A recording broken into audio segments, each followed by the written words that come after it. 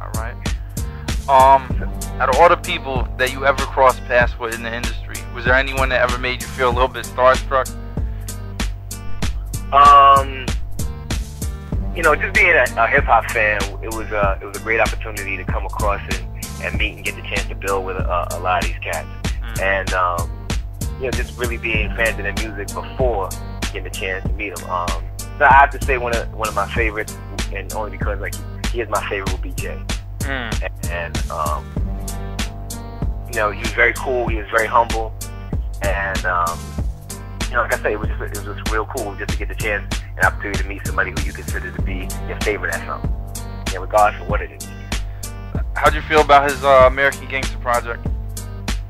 I liked it. I really did. I could have did without Blue Magic single. But wait, what'd you say about Blue Magic? I could have did without Blue Magic. Yeah, exactly. I think personally, I think that he picked the wrong singles. Even the one with Pharrell he got going right now too. Yeah, no, definitely. I think that what I did appreciate and what I did like in a climate that people are so single driven, and it's just about the single. And then you know, you mentioned a lot of these artists. I mentioned Shop Boys earlier, who had such a strong single. Then it becomes one of those things that the label then puts you under this pressure. Okay, you gotta make it. You gotta make an album now. Hurry up! It's done by the end of the week. Exactly. You know, it was refreshing to see something that was conceptually like a real album, because we're not seeing that as much anymore. We're not really seeing somebody sitting down and saying, okay, let me create an entire project. Let me show you all aspects of what's going on with me right now, what I'm thinking. And at least with American Gangster, that's what he tried to do. He tried to give you, you know, a trilogy within an album. Like, you know, what's going on. This is the start, this is the middle, and this is the end. And like I said, just being able to sit down and listen to an album like that again was real dope, because I think it's far and few between now that you actually can just pop in the album and just let that shit ride out. Exactly. So what two joints would you have picked off of there to be the singles? Oof. Man, that's a tough one. Pray? A lot of people said Pray. Yeah, well, I think Pray was dope. I also think Sweet. Yeah. Let's see here. I think Rock Boys was definitely a good record. Yeah, that was a good one, yeah. That actually sounded, when that came out and the video came out, it kind of had, it almost took you back like 9 years ago when Rockefeller was really, you know what I'm saying, like really doing their thing. Exactly. And it was, and you know, I appreciate the music of it too. Musically, it was satisfying. Yeah.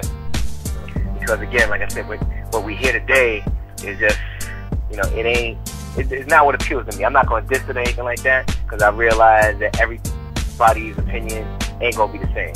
Everybody ain't going to feel the same about the state of music or whatnot. But it was nice to hear something that I can really sit back and listen to and say, yeah, alright, I can fuck with it. One criticism I did have though was on the Hello Brooklyn track. Yeah. It makes sense to me to have Lil Wayne on that one. Yeah, that, you know, a lot of people said that, and when he performed it on I forget what channel it was, they weren't real too receptive of it either. That didn't get a pretty good feedback either on that joint. Yeah, you know, I just felt like, to me, it was kind of like I handed down, like passing on to somebody. Like if you're saying Hello Brooklyn, to me, it was like, all right, Brooklyn, I ain't leave you, I ain't never gonna leave you. Let me show you who's coming up. So whether it be like an Uncle Murder or somebody else that is supposed to be the future of Brooklyn and the person that you pass it off to, that's who I was looking for on that particular track. But you know, definitely hearing Jay and Wayne on a joint, you know, got me excited. I just think it could have been something else. Actually, if A&R the project, I'd have put Lil Wayne on a Success joint, because that's when you got two of the best at the braggadocious. Yeah. I got that without it feeling corny. Those two on a track like that would have been it. Yeah, that's a good call. So it's 2008 now. 10 years ago, the music game, like compared to now, it was like night and day. You know what I'm saying? We had remember the Survival of the Illest tour. Rough Riders was really out there. DMX was out. Cannabis, Nori. I mean, it was like Pun. I mean, it was like crazy. And like back then, it was you know, you really had to have, you had to be a lyricist to make it, pretty much. All right, nowadays, I mean, you know, let's just face it, you really don't have to be a lyricist to make it. Do you think that that the way that the game is right now, that it's kind of like ass backwards, it's kind of like someone that played basketball for a year out of their life just goes to the pros, where 10 years ago you really had to put in work to make it there? Well, I think what's ended up happening is what we, and I use we, not to specifically say Mad Linx or not to say you or any one individual, but I say we as a movement, we always wanted to get to the next level. We always wanted to be bigger than rock. We wanted to be bigger than country. We wanted to firmly establish ourselves and say, look, here we are and we the shit. Well, and that's great, but there are things that come along with that too. So while we want to be balling out of control, as what part of that movement was back then, there's something that comes along with it. You have to be able to finance balling out of control. Webcapital.com. Phil Cristal in the club, you got to be able to finance that. If you want to be chilling on yachts and fucking buying, you know, this car, because remember back in the day, if you had a Lexus, you was it. Okay, then eventually everybody had a Lexus. Yeah, okay, so then what's next? Okay, now we got to go to the German shit. Okay, so now you got to have a Benz. Okay, well the E-Class ain't it enough no more. So okay, we got to have this, and it just keeps on escalating. So you know what? Gold ain't enough no more. So okay, boom, we got to do platinum. All right, so some motherfucker's sitting around somewhere figuring out how you top platinum. You know, all right, well you got 10 carats of diamonds hanging around your neck. All right, that's not enough anymore. So you got to do 20. So as you begin to and keep escalating what's going on, what ends up happening is that, again, you got to finance that, so you have to bring something that applies to and attracts the masses. And just like mathematics, you got to come down to the lowest common denominator.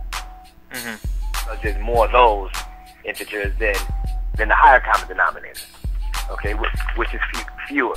All right, so again, when you talk about the state of music and attracting the masses, what ended up happening was, back in the day, you quoted 1998. That was the beginning of, kind of like I said, the balling out of control and it getting more and more and more, and we kept on talking about excess as opposed to quality. So you take it back a few years before that, 1995, there was a clear line between hip-hop and R&B.